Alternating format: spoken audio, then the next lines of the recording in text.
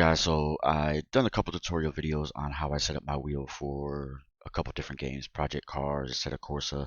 I got one on how to use the PS4 controller on Assetto Corsa, the original, which seemed to be a pretty good hit for people. So I wanted to do one for iRacing. The reason why I wanted to do one for iRacing was because I played every sim out there. I was very hesitant to jump into iRacing because it's subscription based, and I really wasn't ready for that commitment at the time. But 3 months ago, I took the dive and I said, hey, let's get into some iRacing. When I first started, I was garbage, crashing all the time, coming off the track. It was a hot mess. So I felt like, damn, this game wasn't for me. So I got rid of it and canceled my subscription. Then I came back, said, let me give it another shot. Then I ended up canceling it again, and I just came back. So now that I'm back, I have a new wheel. The Thrustmaster T300 is what I'm using, the RSGT edition. I was previously using the Logitech G29. Great wheel, loved it for what it did. I just wanted something a little bit better, something that had a little bit of smoother force feedback, and the T300 gave me that. So no matter what wheel you're using, this video is going to be specifically towards the T300. I did not come up with these settings by myself by any means. I used a gentleman by the name of David Sampson has an excellent tutorial video on how to set up your wheel settings. He was using the TX wheel. I think he's using a direct drive wheel at the moment right now, but he has a very informative video. I encourage you to check him out because this is where I got my settings, but I did tinker my settings based upon what he has. I can tell you that when you first turn on iRacing and you're going to try to set the graphics to the maximum, it really all depends what kind of graphics card, what kind of machine you're running. I am running a custom built PC that I did myself with a RTX 2080 Super FTW Ultra Edition. I also have a i7 9700K, and that's overclocked to 4.6, very small overclock. And the RTX card is overclocked by just 50 megahertz and 50 megahertz, and um, the memory is also overclocked slightly by about 500. And I never run over temp. It stays consistent pretty much at 2050, and I have all my graphics maxed out in iRacing except for the crowds and the sky. I'm not going to go over every graphical setting that I have here. I'm not going to go over every setting in iRacing, but I can tell you that, when you jump into iRacing, it's going to be a challenge. But hopefully, some people who have this wheel that are struggling right now, especially with all this quarantine stuff going on, you really want to get into a good game. You want to get into some racing, and you're frustrated like I was with the T300. Then hopefully these settings and the gentleman I mentioned before, David Sampson, if you want to check his video out, you can check out both of our settings and see which one works for you. So let's jump into it. I'm going to go into the options screen, and this is basically what I have set up. Your screen is not going to look like this when you jump in. So first thing you're going to want to do is go over to where it says steering. You're probably going to have an option here that says configure controller, but if you go over to steering, you click on here, it's going to have you rotate the wheel fully in one way and then to the other way. So very simple, self-explanatory. You're just going to rotate the wheel one side, you're going to bring it all the way back to the other side, and then you're going to center it. So you want to make sure this number stays at 50 degrees, or 50% rather. Once you have it at 50%, you're going to click on done. And then this is the most important part. When I was setting up this wheel for the first time, and when I had my Logitech G29, I was setting it up with the manufacturer recommendation, which is 900 degrees of rotation. When I did that, I noticed when I was driving in iRacing that I don't know if this only pertains to iRacing, but in iRacing alone, when I set it to 900 degrees, I felt like I had to turn the wheel way too much to come around tight turns, especially in GT3 cars. It was something just felt off. So watching a couple different videos online, I realized that 870 degrees is going to be your best option. So telling you to turn the wheel to the left and hold it at 90 degrees. So when you do that, that number is not going to move right away. But once it starts moving, you're going to keep going. And if you look at 900 degrees, if you look at the screen and you look at your wheel, the wheel and the wheel on the screen is not at 900 degrees, or it's not at 90 degrees. It's not a perfect 90 degrees.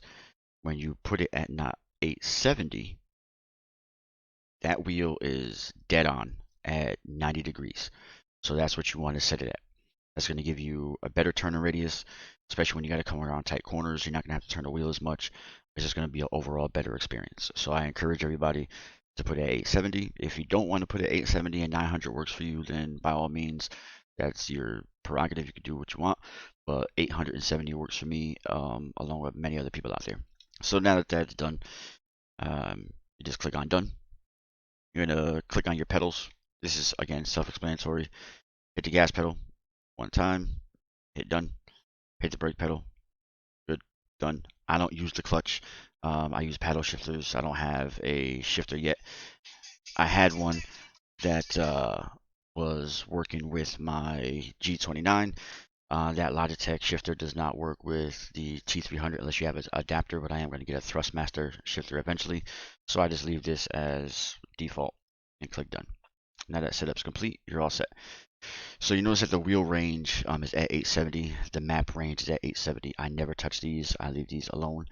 You're going to see some people out there in iRacing, they play with this number based upon what car they have, what car they're using, what class of car they're using. I leave it the same no matter what. That's just how I do it. The force factor on the brakes. This is probably one of the most important and annoying settings in iRacing. It's not as simple as it is in Assetto Corsa or Assetto Corsa Competizione. I set this at 0 at first because I was like, hey, just messing with it. What is it going to do? Having it at 0 is for load cell, when you have the load cell mod in your pedals. Don't put it at 0 unless you're using a load cell. I also had seen a video where some guy had it at 2.50. That was ridiculous. I tried that, didn't work. Put it at 2.06. That was working a little bit. Then I dropped it down to 1.80. So I leave it between 1.80, sometimes it might be 1.83 or 1.66, or 1.68. I leave that the same, fluctuate between those numbers no matter which car I'm in. I've driven GT3 cars with ABS, GT3 cars without ABS. I don't lock up the brakes anymore. Very rarely do I do it now. Before, when I first started playing iRacing, that was one of the big things. I was locking up the brakes all the time. Car would spin out, and I was just getting aggravated. Once I found this setting, it helped me a lot. And I can tell you that racing now with this setting between 1.6 and 1.83 is a whole different experience. Getting into the force feedback, obviously you want to keep force feedback enabled. Use linear mode. That's only for a direct drive wheel from what I've been told, so I don't leave that checked at all. Reduce force when parked. That's only if you don't want the wheel to feel tight when you're sitting still. I can care less about that, so it doesn't bother me. I leave it unchecked. The strength of the force feedback. This is going to determine when you're driving down the track how many bumps you're going to feel, how intense that feeling is going to feel when you hit bumps, when you hit curves, things of that nature. You can set this as where you want. I leave it at between, the highest I go is 8, but I normally leave it at 5 and below, depending on what car I'm driving. If I'm driving an Indy car and I'm going around an oval, then I'll leave it, a little bit lower than 5. When I'm driving a GT3 car, I might put it up to, between 5 and 6, but it really all depends what car I'm driving. So that number is going to fluctuate based upon how you feel, how the car feels to you. So it's not something where, I would say keep it at 5 all the time for every single car, because you might want to feel a little bit more of the road surface when you're driving, a little bit less when you're driving another car. The wheel force. This is very, very important. The wheel force is measured in nanometers. Every wheel that you use has a different nanometer setting, so to speak, and what it should be set at and what it puts out. The Thrustmaster T300 puts out 3.8 nanometers. So you can find that on WheelCheck. If you don't know what that is, you can Google it. I'm not going to go through a whole tutorial on WheelCheck, but it's very simple, self-explanatory how to use that. Again, this is only for the T300. I don't know what other wheels put out. You have to look that up yourself. But again, this video is on T300 specifically. The dampening, I fluctuate this between 0 and 15%. Some people will raise it higher than that. Some people swear by it by 0. I've fluctuated depending on what car I'm using. So if I'm using, the Indy car, I want the wheel to be a little bit lighter. So I will leave it at 0. If I'm using a GT3 car, I want the wheel to be a little heavier, and that will apply a dampening force to the wheel to make it feel heavier and tighter, or loose, and make you feel more feedback coming through the force feedback in the wheel itself. The minimum force is also a very important setting. So some people would tell you don't touch the minimum force unless you're using a direct drive wheel. Some people would tell you to put this number all over the damn place. I can tell you that using a wheel check, every wheel has a specific wheel force that it's supposed to be set at. So always check the wheel and set the minimum force. Now you can find this on wheel check. So my minimum force is an average of around 12, 12.5.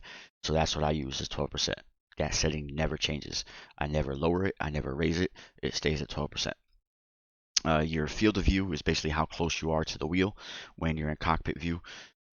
There's people out there that swear by field of view that if you don't have it set correctly, you're not going to be fast, and so on and so forth. You know, it's true to a certain extent, but it's also based upon your comfort level.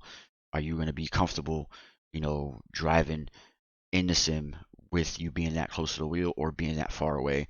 Can you judge the corner properly? Can you hit the apex properly? Things of that nature. So I have it set. It's supposed to be at 35 for how close I am to my monitor. I set it at 55 because it feels more comfortable for me. Graphical settings wise, again, I told you in the beginning of the video what I'm using. So I have every setting in here maxed out for quality, and my frame rate is set for a limit of 75 frames per second. VSync is off. Some people swear by VSync. I personally don't like it because it creates some kind of weird stutter when I'm driving in the game, so it distracts me, so I turn it off. I just have the limit set at 75, and that works for me. The monitor I'm using is an MSI monitor, 27 CDR-Q, I believe, and it's curved. It is G-Sync compatible, so I do have VSync on, so I never have tear frames, nothing like that. Again, so take a quick look at what I got here. If you're running the same specs I'm running, you can run it with confidence that you're not going to drop a frame no matter how many cars you have on the track. You're good to go here. And the only other thing I wanted to touch on is something that other people don't touch on, is the controls. Well, let me go back to the drive setting real quick. You want to make sure that this use custom controls for this car is checked, because this is going to allow you to modify the settings for every car that you're using. So this is going to say, global settings control, blah, blah, just hit yes. So when you're getting into different cars and you want to set up your strength or your dampening for each car, if you don't have this checked and you change this, it's going to change it for every car that you get into. So let's say you were driving the Porsche on Tuesday and you don't have this checked and you got the settings dead on. And then on Wednesday, you went and jumped into the BMW. And this is still not checked. And you change the settings for the BMW. Now on Thursday, you go back to the Porsche. The settings you set for the BMW are going to be the same for the Porsche. Now you got to remember, oh, where did I have my settings at? And so on and so forth is going to be annoying.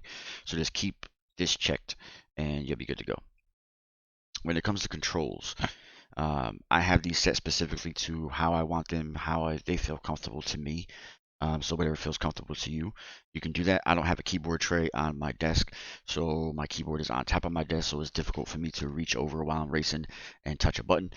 So I have some of these buttons mapped to my wheel. So again, most important is probably the pit speed limiter. Even though sometimes it's set to automatic, you might jump into a race where it's not set to automatic and you have to manually set it. Last thing you want to do is be racing, ride through a pit, go over the speed, and now you're black flagged or you have to serve a penalty. So I have this set to a button. Headlight flash, if you're racing at night, it's good to always have this set to a button, because you're behind somebody, don't want to move, or they don't see you coming. You can flash the lights and hopefully they'll respect you enough to move out the way. I also have, very important, from I picked up a couple tips from other videos, is the black box. So the relative black box is very important because it'll tell you how far away the car head is away from you and how far away the car behind. So if you're driving and the car behind you is zero point 0.3 seconds behind you, you know that person's coming up quick. You're gonna have to move out the way, or you're gonna have to protect your position. If they're, 3, 4, 5, 6 seconds behind, you got breathing room. But if this box is not on your screen, you're not gonna know. You're gonna have to rely on, the spotter, whatever spotter you may use. I currently use Crew Chief, so Crew Chief is excellent in my opinion. It's always on deck, telling you what's going on around your car. Again, you can Google Crew Chief, find out, how to set that up on your own. And then I just have the standings box just so I can see, what position I'm in during the race and things of that nature. So I'm gonna do a couple laps around Brands Hatch. I am registered for a series with the BMW, and I'll go through that real quick and just so you can see a couple laps around the track and see what I'm running and take it from there. So let's get into that.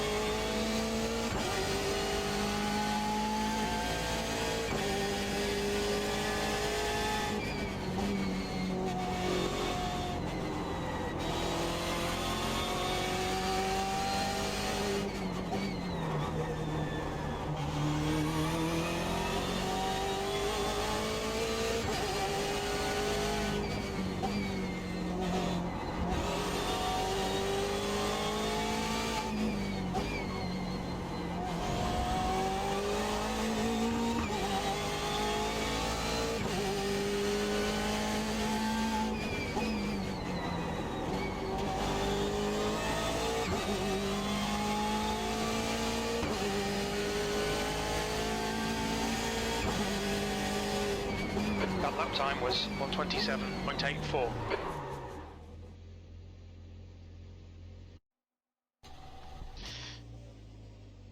So as you can see, the settings worked out pretty good. Again, it's gonna take some time for you to get used to exactly what's going on with the car.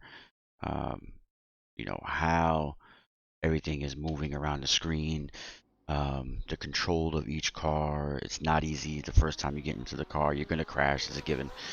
I think the most important thing to remember any tips and tricks about iRacing is don't try to be fast out the gate. You know, this video I'm doing now wasn't about being fast. It wasn't about just basically showing you it is possible to control the car and drive. You don't need an expensive wheel. You don't need a direct drive wheel. Nothing like that. You can do it with a T300. It's not a cheap wheel by any means, but it's a great wheel for this game. It works perfect. And no complaints about it whatsoever. Pedals feel great. As you can see, you know, I do brake kind of hard sometimes. I didn't lock up the brake, and you know, everything seems to be good. In regards to anything else, any questions, you want to see me drive another car, you want to see me do, you know, different vehicles, things of that nature, yeah, we could do that. You know, I'm no pro at iRacing by any means. I'm still a rookie in certain classes, but it's a hell of a game, a hell of a ride, and I would say if you're gonna get into sim racing, you know, start off with, you know, your little guys, you know, project cars, Assetto Corsa, things like that, and then when you're ready, jump into iRacing. Um, it's expensive, I can tell you that. You know, the tracks ain't cheap, the cars aren't cheap, but the quality of what you get in a track, the laser scan tracks, the cars, the way they're duplicated, they're top notch, second to none. So again, if you have any questions, hit me up in the comment box when I post this video, and you know, hopefully you guys learned something and can benefit from this particular video and help you set up your T300. And yeah, stay fast.